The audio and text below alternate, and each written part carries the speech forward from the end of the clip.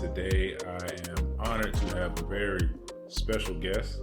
His name is Henry, and without further ado, I'm going to let Henry introduce himself, and please enjoy this conversation we're about to have.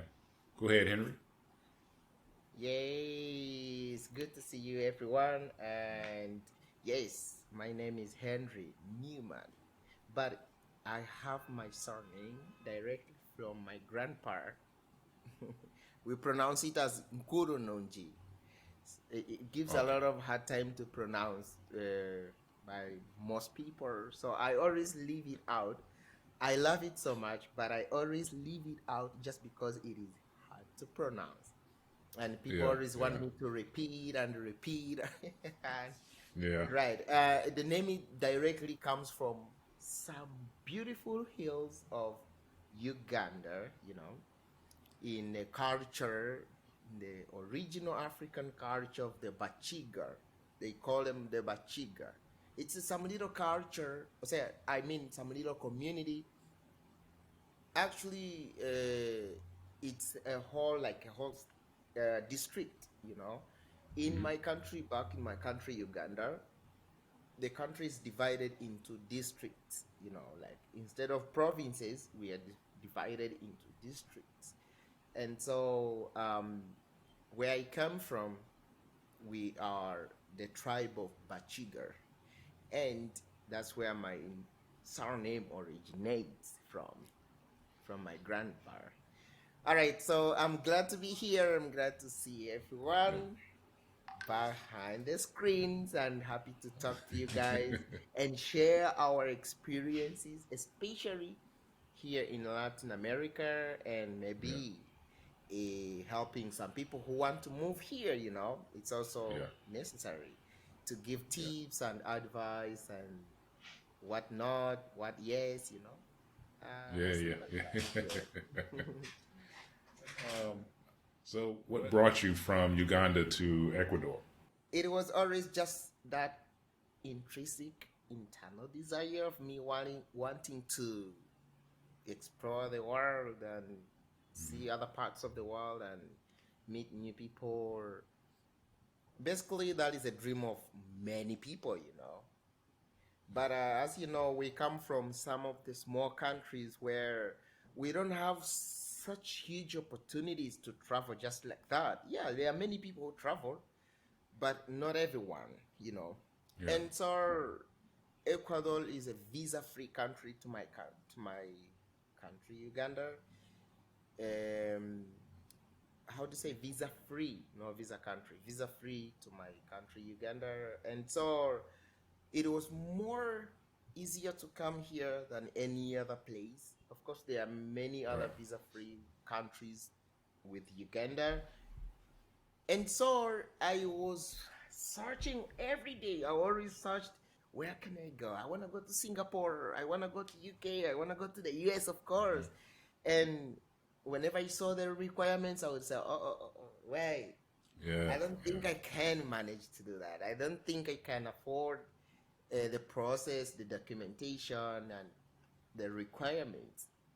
And so I was hovering over the internet when I saw that Ecuador needed English teachers by the government. And so yeah, it motivated me to apply and say, okay, maybe let me try, let me see. This place could be good.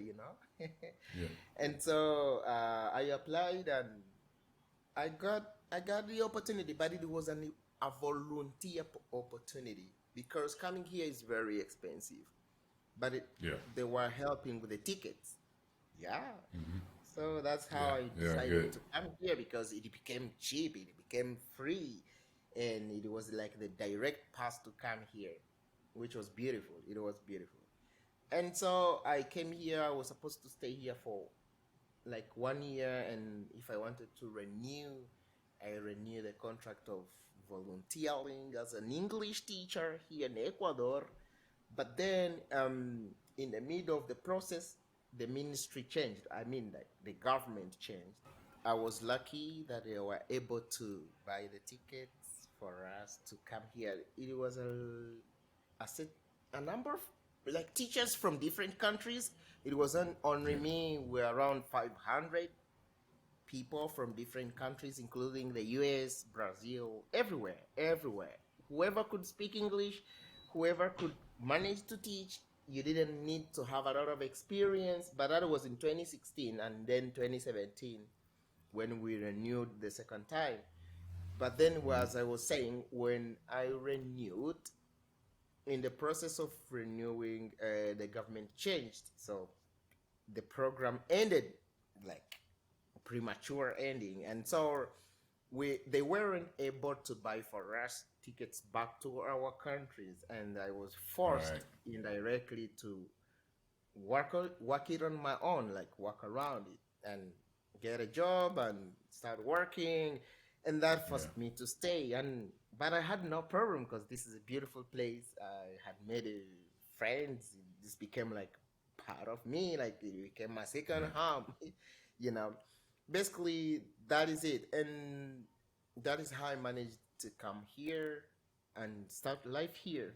It wasn't a long term plan, it wasn't intended in a long time, but it came as a process of, looking for opportunities around the world, and yeah, just like that. Well, let me ask you this question. You Yeah. came here to teach English, so that means you must speak fluent Spanish. So where did you learn to speak Spanish? Uh, it's funny that I came when I was in zero. Like I didn't know any word of Spanish. When you check where my Oh, country is, you can see that we don't have any Spanish influence around. Like I yeah. didn't even know any word in Spanish, not even the greetings. Wow. I reached here when I was still trying to figure out how they say good morning and etc. But Right. it was a good process of me learning. Like I just made a decision to learn Spanish by myself. I sat down, got a little notebook, always every day sat on my computer and wrote a few phrases, a few words, and repeated them, and went to a few friends that I had gotten by that time, asking them how to pronounce this word, what it means, any other better way of saying the word, etc. And it took almost a year to feel that I had grasped the concept of Spanish. But Oh, before that time, it was like I didn't know. I felt like I was learning every day, but it was hard. I couldn't figure out what to say, but I was practicing yeah. every day, at least writing 5 words, 5 vocabulary, etc. Like, trying to make sure that I get to learn the language as quickly as possible. One day, let me Yeah. share with you experience that made me learn Spanish. One day, I was traveling to Amazonia, and I had to book a bus, of course, a seat in a bus, and the journey was gonna take around 10 hours from Quito to Laguaglio. That is an overnight bus travel. Uh, and so I sat near a beautiful lady, and who was supposed to be like, we were supposed to travel chatting, talking, Yeah. but she didn't know English. And I was like, okay, me neither do I know Spanish.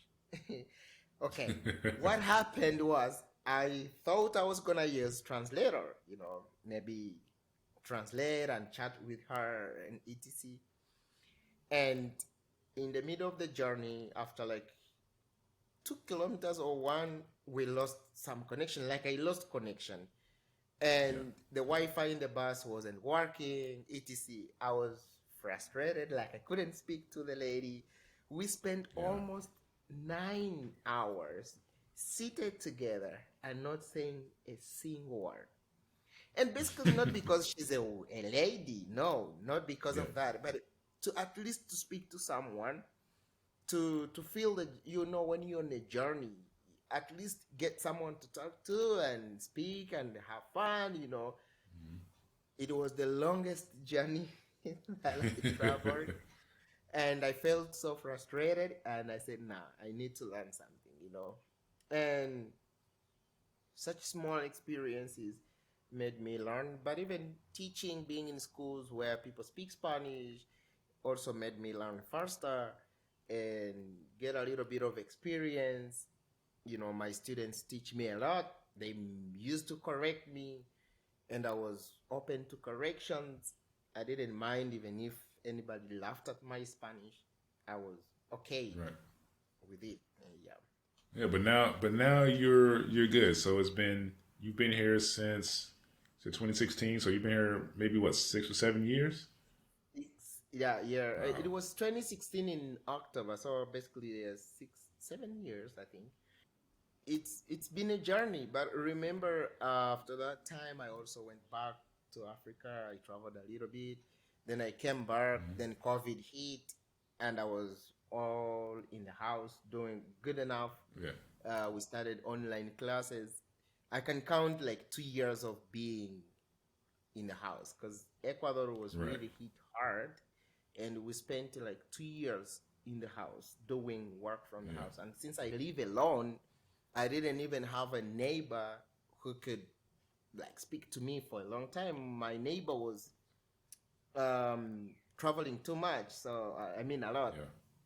going back forth back from home to here. He's from around, so he could spend time home and not here in my near my apartment. And so basically I was like 2 years of pandemic alone. Yeah. And I don't think those times I learned a lot of Spanish, and that drew me back from knowing a lot of Spanish that I should have known. Yeah, but I'm getting Right. back on Right. track. I think now I know more. I feel like I speak a lot of it, which is amazing. What about you? Yeah. Tell me about your Spanish. Are you getting better with your Spanish? Learning more? Um, I'm getting better because, and I'm gonna be honest, I'm kind of lazy when it comes to um, anything that feels like schoolwork to me. Yeah. So I'll do like occasional lessons, but I'm not really big on like just doing like Spanish lessons because my attention span just I can't it's like I can't sit still that long, and I'm always thinking about something. I'm always wanting to do something.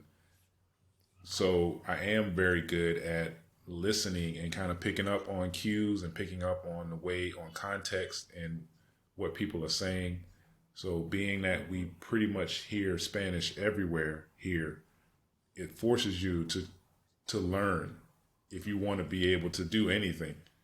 I see. So my Yeah. wife spends more time studying than I do, uh, but I am pretty good at listening and picking up words. And I catch myself now. This actually happened the other day. I went to Smoothie House to order Right. some food for us, and and I was by myself, and I ordered everything just perfectly. I told her what I didn't want, what I did want. I wanted two, and a year ago I couldn't have done that. I would have had to have Google Translate and everything.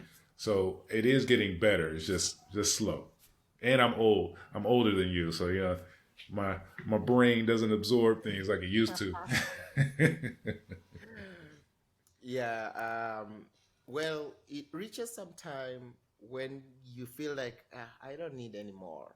I just got the basics. This is what is happening to me. Like I don't give that daily attention like I used to. Yeah. And yeah, just like that. And by the way, guys, I'm sorry for my English. It is completely horrible. From No, Spanish, no, I'm a no. good teacher of English, but it is because it is mixed. I was born in Uganda. I started in Kenya. I mixed up with Swahili. Then now I learned from British English. Now I'm trying to Right. fix some American English because most schools here want American English.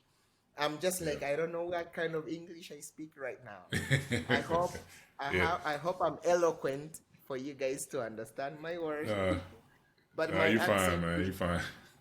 but my accent is derived much more from my culture and my Yeah. country, you know. Yeah. Yeah. In case you don't understand some words, you know, tell that on it. No, Forgive that's me okay. for that. Yeah. Okay. so, so now that we know, how you got here, I forgot to ask, how old are you? Yeah, right now I'm 34. Actually, on 25th of May, we are starting May soon. On 25th of May, I will be Yeah. 35 years. Yeah. Nice, nice, nice. You don't look nearly that old, so No, be glad. I don't know why. Well, most people tell me that I look younger than my age. Yeah, I used to get that a lot, not anymore. Yeah. um, so, Yeah.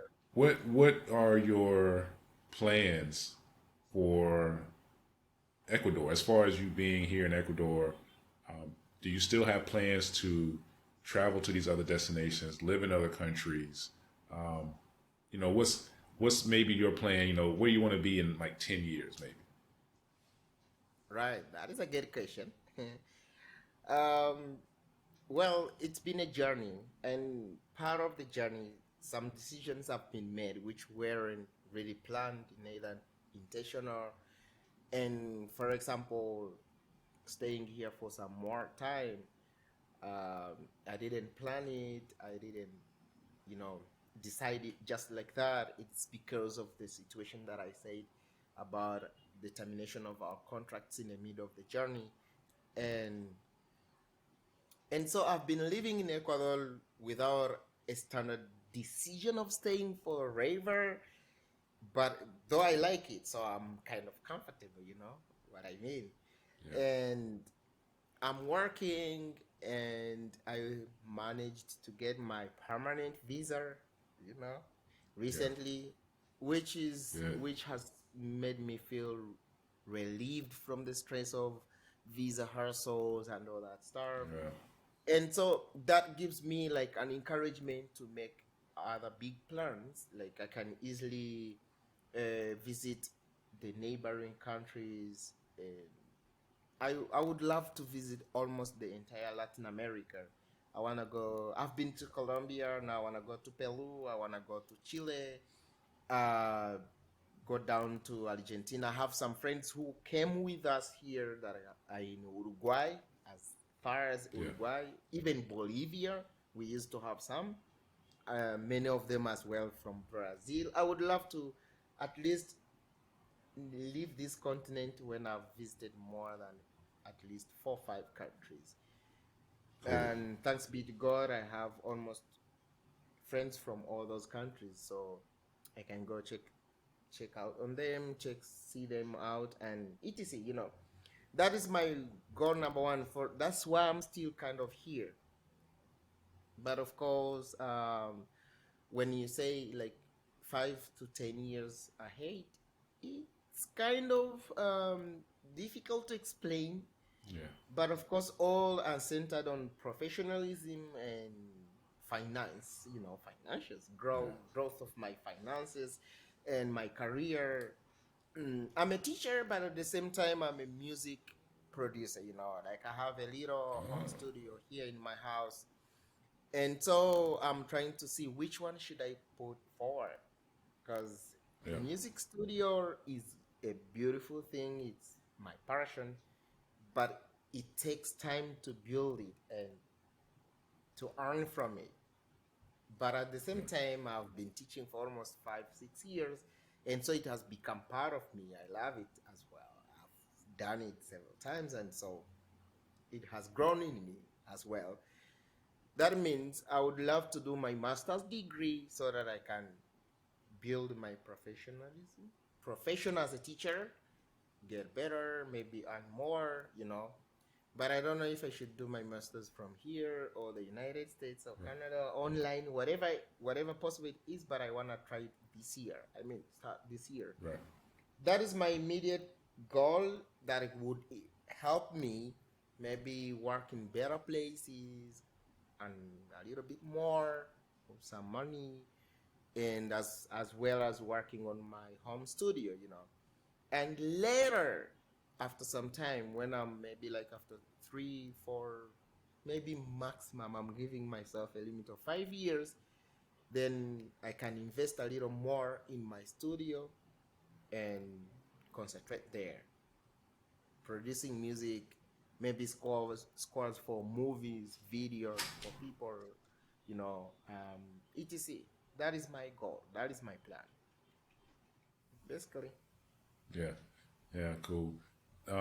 So with the your music studio, I Yeah. understand that you want to expand that and basically get it to where it's making money for you. Um, do you or well do you already, let me think here, like side work? So if someone says, hey, I need an intro song for this video, or I need uh, some music for something, do you already hire your services out for that? Yeah, I can say yes. In one way, depends on how big the project has to be. But like simple projects, simple songs, um, intros for videos, and background musics Yeah, for that are, how do you say, copyright free for yeah, copyright videos, free. etc. Yeah, copyright free. Yeah, I do that. I do that. Even making covers for songs, oh like yeah, people wanna do covers. The problem that I meet is just having enough time to, uh, because I work in two places, yeah, and it's hard for me to work the entire day from 7 a.m.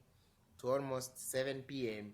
and now sit on a music that is hmm, gonna take like 3 more hours, hmm, when schools here in Ecuador need a lot of attention. You have to grade, you have to send grades in the system, you have yeah, to plan for the next day, and I have to do exercises, and I have to cook. it's yeah, yeah. it's quite You gotta challenging. live. Yeah, And so, yes, and it it almost impossible to work on music daily if I don't give it time, if I don't have time for it. Yeah. So, but simple projects, of course, I've had musics on YouTube. I yeah. have heard videos using my music in the background, Nice. and usually I do that on the weekends and in vacations. Yeah, Yeah, which inspires me a lot. It yeah. inspires me a lot. Good. You Yeah. gotta you Hmm. gotta have something to do. Even if you work, like you gotta have that thing that just kind of it gives your mind something to do and concentrate on. That isn't really, that you don't really consider work. You know, Yeah. even though other people might look at it like, oh man, you're always busy. But yeah, what you think is busy is like something I really like doing, and I don't consider it work. I consider it, something I just really, it really gives me some satisfaction. Sure, sure. Yeah. You're right. In most times when I'm seated in front of my computer working on music, I don't feel that kind of pressure that I'm working. I feel Yeah. like I'm enjoying this. I'm Yeah. doing it as my hobby, as my part time, as my free time. It's like I'm relaxing, and the Yeah. contrary. Um, Let me ask you this question: do you, Yeah. because a lot of people that watch our videos ask me questions like this. So, do you have a car or a scooter or a motorcycle, or do you use public transportation to get around? I use public transportation to move around.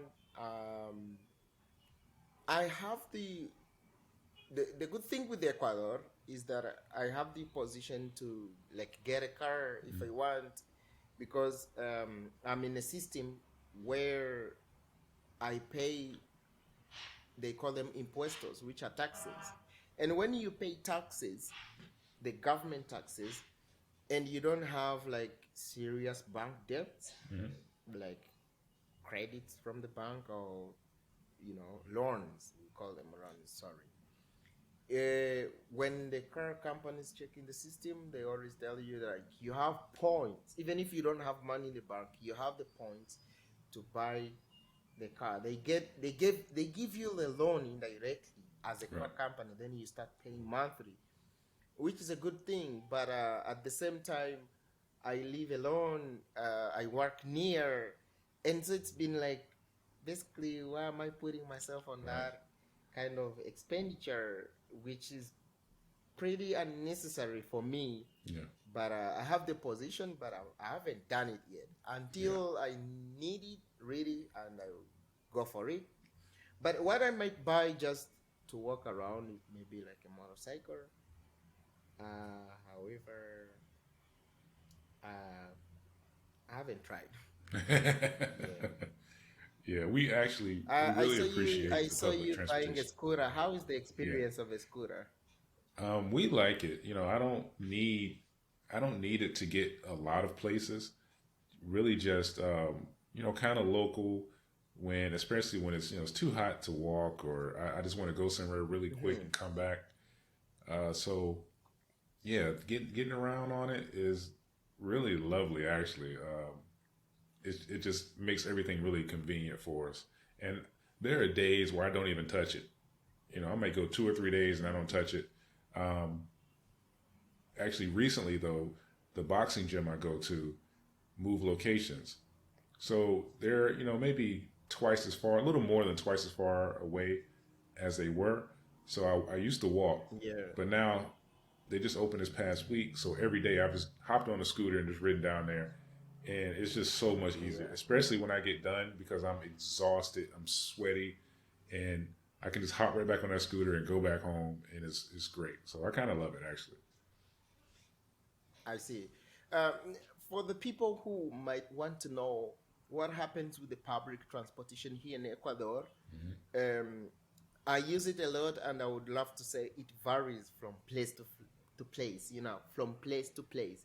For example, in Guayaquil, the buses are really, really ugly and old. Yeah, But when you come to some other smaller towns, it actually gets better. For example, here in the province of Santa Elena, you find public transportation actually has buses with air conditioner, hmm, like air conditioning, and it surprises me. Like, wow, okay, this is interesting. I know some countries are really developed. They have, subways and all, beautiful buses, electric buses, all that stuff. yeah, But we are talking about a middle class country here. We are yeah, not talking about first class country. This is a middle class country. I think this is how it is categorized, and so I find it very, very convenient with public transportation here in some provinces that I've lived with in, better than actually in the cities. hmm, And also we have some, I don't know how they call it, the long trains in buses in the cities, but they are always congested. oh yeah, But yeah, here, apart from public holidays, apart from like rush hours, most of the other hours you can sit comfortably yeah, in buses. There are always seats. I cannot deny that some are really uncomfortable, oh yeah, some are old, yeah. But then but some of them are really nice. it, yeah, some of them Yeah, are really nice. Um, Basically, that is it, and it's cheap, like really, really cheap. yeah, For me, I find it really, really cheap, like yeah, 35 cents to yep, move around yep, almost the entire province. It's really cheap. yep. And of course, the taxis are pretty convenient, but if we're going somewhere where we can take the bus, uh, you know, it's 35 cents versus $3. You can't beat that. Let me ask you this: being a foreigner in Ecuador is that's one thing, but you're a Yeah. foreigner of African descent. So do you feel like it's different, a little different for you? Well, yeah, yes. There was a lot of culture shock Yeah, at first. There were lots of differences, many differences here. Uh, for example, when I reached, first of all, the language, the culture, everything, the food, it was it. it was different, you know. It's hard to explain the exact differences, Yeah. but you know, like when you go to a new place, that's when you realize, wow, this thing in my country is done like this, the other side is done like that. For example, let me give you an example that can explain what I'm saying. Most people here live in the towns, which is okay, like any other place. Like when you go to the US, of course, everybody always lives. But where I come from, we come from what we call villages and towns, where people come from the villages, they go to work in towns. And so you won't find many people living on top of each other. Apart from apartments of people who are working, who are paying money, most people want to live back in their homes where their dads and moms come from, where they don't need to pay rent. And I think that is also different if like Uganda and the USA. USA, I don't think people live in villages. No. So here it was like, wow, this is different.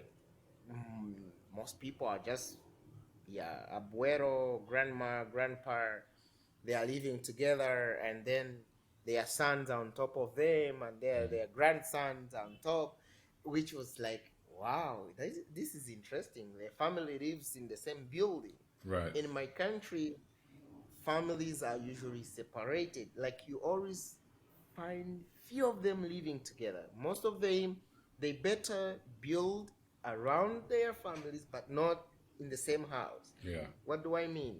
For example, when I reach 18 and I'm able to work it out on my own, then I need to leave my father's house.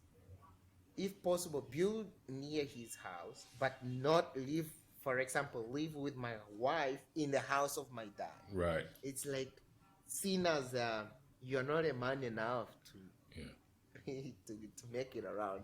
Right. And that made me like, wow, okay, these people live almost the entire family in the same house. How do they manage to do it? That was like a big shock for me. And also food, the way we eat here, food, which is a big topic to talk about because these are preferences. But there was a big change, you know, Africa, when because I think of even the economic challenges, most people grow their own food. And so it was different the way we ate, the way we prepared food. It was kind of like, okay, this is different.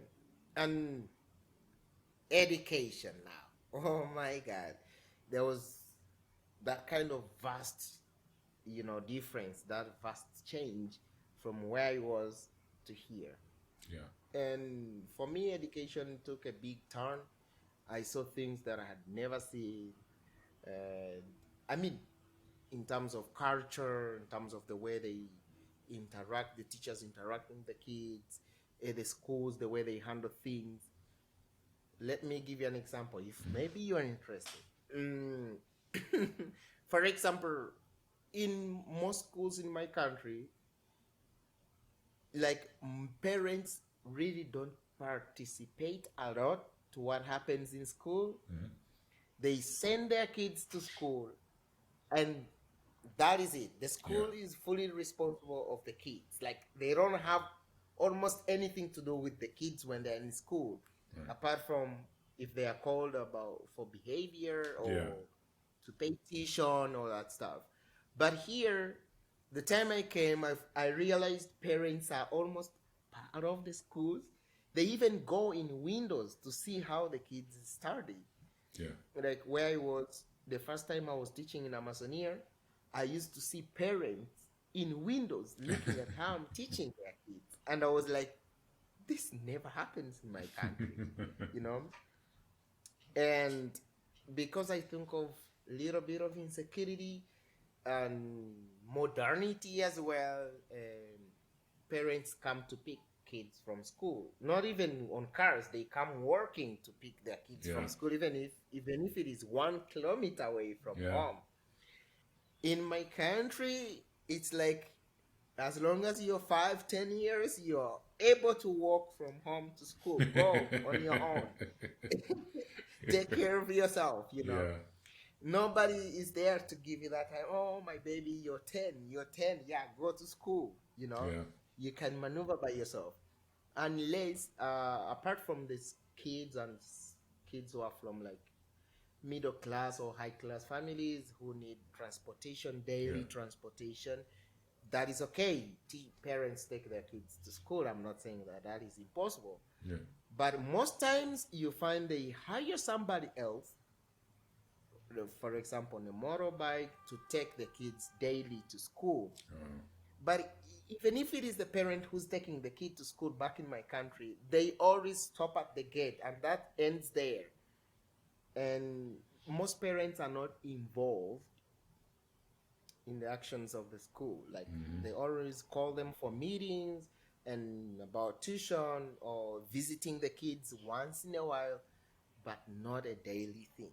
Yeah. That was another big difference that I saw. I don't know how it's done in the USA. Maybe you can Well, tell me. I can explain. Yeah. In the U.S., the parents. Well, all right. Let me say this. Every state in the U.S. has different rules and regulations when it comes to schools, and you know Mm-hmm. what's taught and what's not taught. And there's just different rules in different states. But so I'm just going to speak in general. Um, Yeah. Generally speaking, parents are pretty involved in the schools. Now, you're Mm. not going to see parents, looking through the windows because the way that schools are in the U.S. now. Now, maybe when I was younger, your parent could just kind of come to the school and sit in the class if they wanted to. Now it's a little bit different with like security and everything. Um, so yeah, parents aren't just not people looking through the windows because somebody's going to call the police on them. But No. yeah, the parents are a little more involved. The teachers have all the parents' contact information and vice versa. And they send emails and they might send them text messages, and there's always stuff going on with the school. There's the parent teacher associations, and there's lots of like maybe after school programs that happen during Yeah. school. Athletics are really big in the United States. Um, so yeah, the parents are more involved than in your country, but it's still like in the U.S. the school is almost seen as like a daycare where the parent can send this kid to school and not really worry about them. And Mm. in the U.S., everyone knows about the school buses in the U.S., the big yellow school buses. Well, Yeah. that's one thing that is the same in every state. There's yellow school buses everywhere, and unless depending on where you live, you could walk to school, you could ride a bike, or you could get on the bus, and you didn't have to worry about transportation to school. For the most part, most places in the country, you can get on a bus and go to school. Yeah. So yeah, that part of it, the parents, unless they're actually taking the kid to school, they just wave at them when they're getting on the bus. Or, most kids, your parent might already be gone to work. You just get up, go outside, wait at the bus stop, and get on the bus, and you come back home and you get your key and you open the door and Mm. go and sit down and make you something to eat, watch some cartoons or whatever. You know, uh, in the U.S., yeah, it's pretty. I want to say that my generation and older, we were a little more self reliant, where I could kind of walk home, and if I was 10 years old, I could go in the house and be there by myself for hours until my parents came home or whatever. It's a little bit different Yeah. now. It's a little less safe now in the U.S. for kids to be doing some of that stuff. But for the most part, yeah, it is much different than in your country. Sure. And something that also I see, I understand. Thank you so Mhm. much. Something that I also see different is the grading system, etc. These are small things that really vary from place to place. You know, the grading Mhm. system. Uh, my country, by the way, we study entire day, like from 7 to 4 or 5 p.m. That's when the kids go home, Oh wow. and yeah, which is different from here. Here it's almost like until 1 p.m. or depending on the school, 2 p.m. Yeah. maximum. I've seen kids go home and it's like half day. Yeah. In my country, it's the entire day, and the entire day is here. It's different. What do I mean? It's half day, but kids don't have like 3 hours at all. They study from the time they are in school to the time they go home. Yeah. In my country, you'll always find that, for example, in high school, the first hour they are free totally and they stay in class, maybe doing homework. And at that hour, they don't have anybody looking at them in class. It's just the student leaders in that class that take care of the class, Oh. which is different from here. Like, Yeah. you can never leave kids alone here. They either do the worst or whatever. Yeah. These are small things, but to be honest, if you're coming from one culture to another, they look way different until you're used. You know, for example, one day when I had just started being a teacher here, I left the kids in class for like 5 minutes, and I went back, and there was chaos, like complete chaos, and I was like, "But these are just 5 minutes," and I was called in the offices and I was told, no, you cannot leave the kids even for 1 minute. I said, no, this doesn't happen in my country. In my country, kids have 2 hours free, like entirely free. They don't have any teacher, they don't have anybody taking care of them, and they stay in class.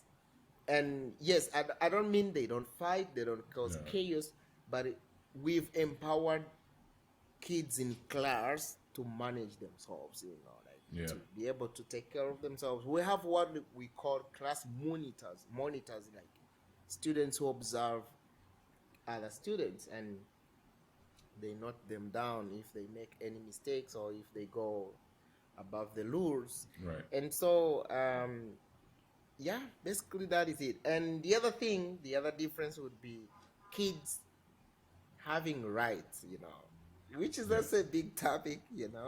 Almost every topic is huge. But for example, here kids have more rights, which some of them are really good, favor the kids, and they are really necessary. But at the same time, some are not well put, you know, like yeah. But in my country, most kids don't have rights apart from the right to education, and so there are lots of abuses, which is absurd. But at the same time, there is that kind of more discipline, like in my country than here. Kids are more disciplined. Kids respect teachers and elders more than here. Those are a few differences that I've seen, and yeah, they mean a lot, you know? Yeah. Well, in the United States, you get some of everything, but I can say this after working with young people for years and being one years ago and raising two children, the level of respect isn't nearly as high. And what I mean by that is, you take a culture like Korea or Japan, where it's very kind of regimented and very respectful of your elders and teachers.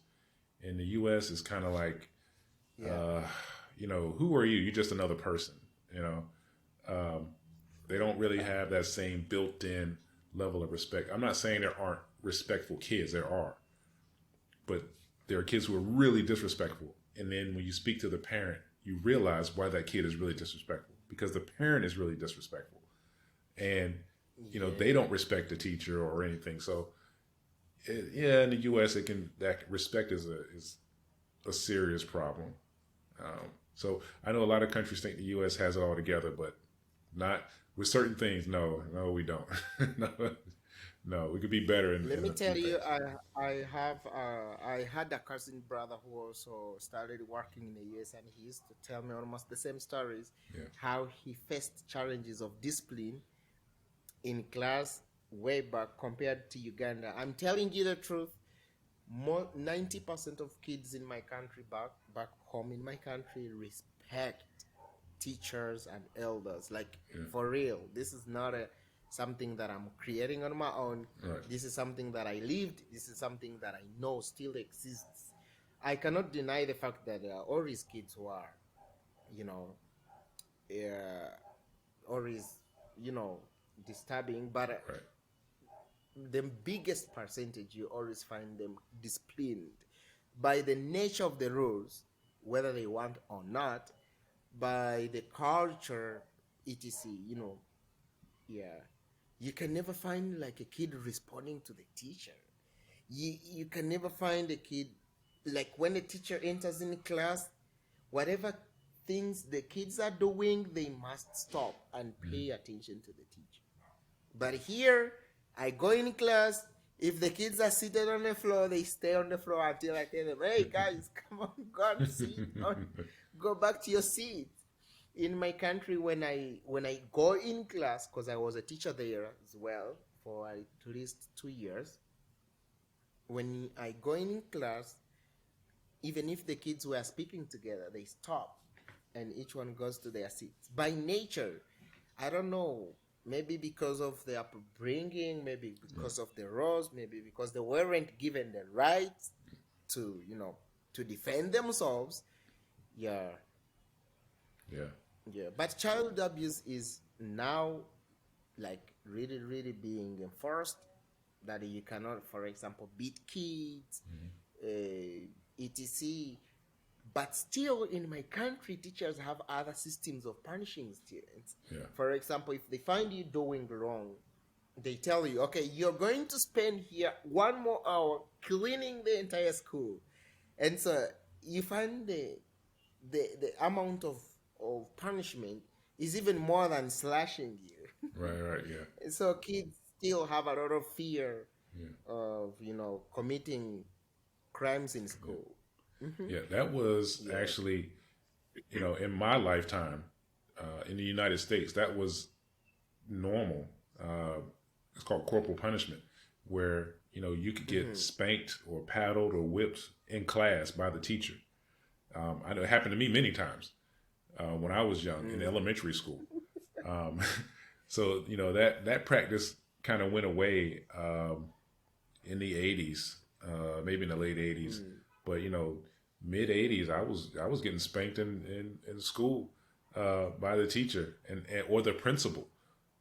So yeah, it's like I said, the culture's changed and things are a little bit different now. So it's strange to hear that how it is in Uganda. So my experience as a foreigner here was met with very many changes, differences, and as you say, for me, some things came as culture shock. Everything is related. When you see how parents talk to kids, how they live, how they handle situations, it's way different. And that goes even in schools. That goes back to home, how they treat their kids.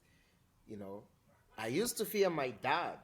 Like, talking to my dad, just looking at him and talking to him was like, okay, this is my dad. But here, kids, well, in one way or the other, it's beautiful. I love it, how kids interact with their parents, how kids, jump on the shoulder of their dads. Yeah. So beautiful. But at the same time, they also don't create that kind of respect and fear for elders. And so the way they treat their dads, the way they are going to treat everybody else, it's very easy for the kid to tell you, oh, leave my seat, and you're an elder. That cannot happen back in my country. Right. Because your dad had to sit first, not the other way around. One day I was traveling in a bus, and here kids sit. I'm not talking about babies. I'm not talking about kids who cannot really, I'm talking about middle age, like 10, 15. Yeah. You find a kid is seated and the dad is standing up, which is okay. I understand in some aspects. They want to protect their kids. But in my country, it's the other way around. Yeah. Hey, man, you must stand. I'm your dad. I'm seated. You must stand. I'm trying to give the differences. I don't know which one is better. Maybe Yeah, people who know better can comment and tell me. yeah, But well, for me it was like, okay, this is different. This is here, yeah, and yeah, that created culture shock and etc. Mhm. Well, and also the other way is how people treated me as a foreigner. It all depends on where he was. yeah, It all depended on where he was. For example, in Quito, they didn't mind. In the city of Quito, they didn't mind where he was coming from. Like, yeah, you're a foreigner, it's okay. Yeah, it's yeah, okay. So I was okay. Like, I didn't look so special. I didn't find anything different on me. But when I went to the Amazonia, whoa, one day I was talking to some students, and one teacher knew English, and I was speaking to her in English, and I got around 100 people surrounding me just to hear how I speak, how I talk to my fellow teacher in English. Like, people started inviting me to their homes almost every weekend to go and visit them, to go and be with them, because I was kind of different. yeah, And it was like, wow, okay, so now I'm different. Now I'm new, you know. And when I came to the province of Santa Elena, because it's near the beach, lots of tourists, they didn't mind much. I wasn't so way different. Well, in schools, I was treated sometimes differently. Like, people tend to ask me a lot where I come from, and I look a little bit different as a foreigner. But in a general sense, it all depends on where you are. Yeah. yeah. That's Hmm. cool. Um, what's funny is that a lady I met last week as part of the Yeah. Afro Ecuadorian community here in Santa Elena, and she's a little older than me, and what blew my mind is that of the expats that were there, a comment that she made was in Spanish. She said she had never in her life met another Afro person that spoke English, and that fact just blew Wow. my mind. Like, it was kind of Wow. like amazing to her that someone black was speaking English, and it just makes you Uh, appreciate that, like, our world is huge, and people, you can't think that, like, when people see me, I can't just assume that they think I'm American or I speak English. You know what I'm saying? And it's one of yeah. those things that when it Actually, I happens, you can. can't believe it. Sorry to interrupt. No good.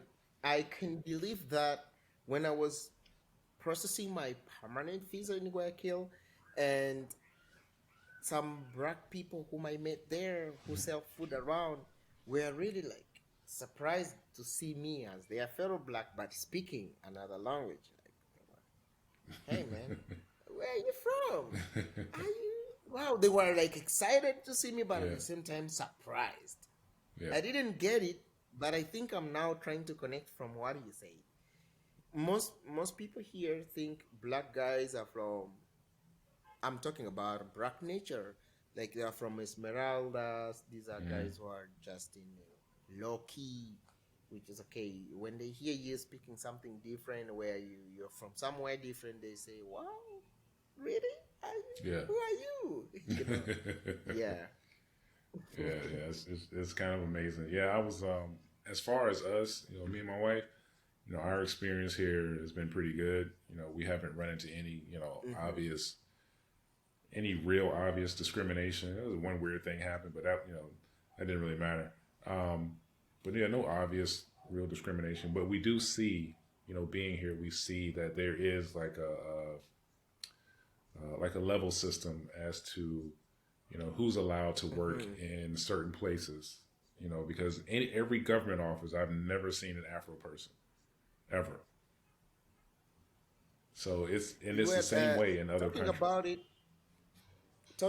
it, yes, and had wanted to ask you if you've changed really that kind of sense of discrimination, as well as also ask myself here for anybody who's viewing this, who's listening, if we've made a lot of discrimination in this country. I can I can basically say personally, not too much. Yeah. But there are some situations where you can observe that there is a limit to what you can do. Nobody Exactly. tells you, but Yeah. there is where you cannot do some things just like that. Yeah. And so, but the good thing with Ecuador, and I give credit to Ecuador as a country and the people, the Ecuadorians, that they don't have that kind of animosity or Yeah. that heated racism inside them. They don't have. Well, they might not do for you like you need to, but they don't show you hatred. They don't show you Yeah. anything like discrimination. Yeah. And so I haven't had any serious issues where I was like literally discriminated. Right. But I can highlight a few areas where I've observed that people at some point they tend even to avoid you when you're different, when you're black. Like for example, when I used to travel in buses, and if I'm seated and there is a space around me, people fill the entire space and they leave mine. Like they are trying to say, "Who is this guy? I Yeah. don't know this black guy." You know? Yeah, yeah, And yeah. so I feel like, oh no, I'm not a bad guy. Just come and see. Nobody tells you. Nobody stops you. But I mean, nobody tells you, "Hey, man, don't sit there." But Yeah. if they fill out all the other spaces until they start standing, that's when one can sit beside you. And most times it's like an old man who has faced life. Yeah. That is the one who comes and sits near you. But like young people, they tend to be reserved in their own world and stuff like that. Yeah. Basically, those are a few instances that I've seen here and there. And of course, as you say, I haven't seen black guys in top class, in top offices, stuff like that. No. Most times, the black guys are in business, selling stuff on the streets Yeah. and etc. But in Yeah. offices, it's rare. It's really, really Yeah. rare. I've only ever seen But I I've seen think a it's black because a of few the black history. police officers. Yes, Yeah. yeah, they are there. The black officers, yes, most of them are actually in the military. Yeah. Yeah, yeah. But I think it's because of the history, how they came here, where Yeah. they live, the education they've had. Most of them, I'm sorry to point this out in public, but most blacks, the real black guys, were born from here who do not have values, I'm sorry to use that word, are the ones who are like creating that negativity. They go back to streets because they don't have the education, they don't have the money, they go back to steal. So they've created that kind of little negativity. Yeah. But the good thing is they are not alone. They always have their comrades from here. Yeah. So you always find like two black guys and two white guys. They always walk together. Right. Whenever I see the news about the kidnaps, the stealing, I always see one black guy, one white guy. That's why they don't really entirely blame the black guys here in this Right. community of Ecuador. Yeah, that has really no, I'm not saying that it's a good thing that Right. people are thieves, Right, right, but true. that has neutralized the say. Like if there was only black guys Yeah. stealing and cheating and killing and all that stuff, we could be in trouble. Yeah. We could be in trouble. Yeah. But yeah. Yeah, So that makes here in sense. Ecuador, personally, my experience is for whoever wants to come here or live in Ecuador, if you're a person of color, anything, believe me, there is no much discrimination. This country is beautiful, but you can feel it in some senses. But if you don't mind about it, it doesn't create any harm. Like it's okay, you can live happily. Most Ecuadorians are really friendly. Yeah. They want to mix, they want to mingle with foreigners, with new people. They want to know, and yeah, basically, I find it that more of a positive than the negative part. Yeah. So what should I take? Let me go with the positive. But exactly. Ecuador is beautiful. It is. Yeah. Yeah. We love the people. We never have a problem with people that just want to speak to me or speak to speak to us. I can tell they look at me funny, but I can tell I'm a bigger guy anyway, so they're gonna look at me Like random people will ask me for pictures on the street. Like, all right, I don't care. Mhm. But yeah, the people This are is what I wonderful. said, that in some instances I'm like a celebrity. Right. Like I'm, wow, okay, yes, this guy is from Uganda. Uganda, wow. Let me have a picture. Let me do this. Like I'm, wow, Right. okay. So I'm different. Yeah. But then in some other instances, I'm like, nobody wants to sit Yeah. besides me in the bus. No, nobody's like giving me Yeah. this chance of doing this stuff. Yeah. Yeah, that's Yeah, cool. it depends. Yeah. So look, I'm gonna go ahead and I'm gonna start wrapping this up. But before I do you have anything that you would like to say to people watching? Yes, of course.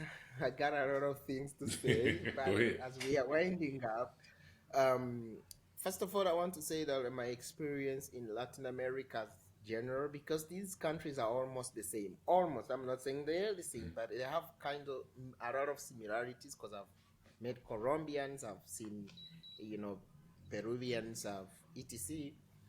Uh, these people are really good. First of all, I have to recommend them. I've had stories from my friends in Arabic countries, and they're really not good. I'm not saying that the Arabs are bad. I don't want to bring that story here. Yeah. But the way, especially the Africans, have been treated, it's so sad. Yeah. I used to It's work in the Middle East, so humiliating. I know.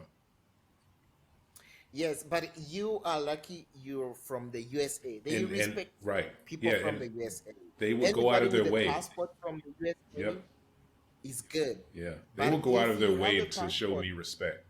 But I could tell that if you were from Ethiopia or anywhere else, like you were just considered basically, like servant class.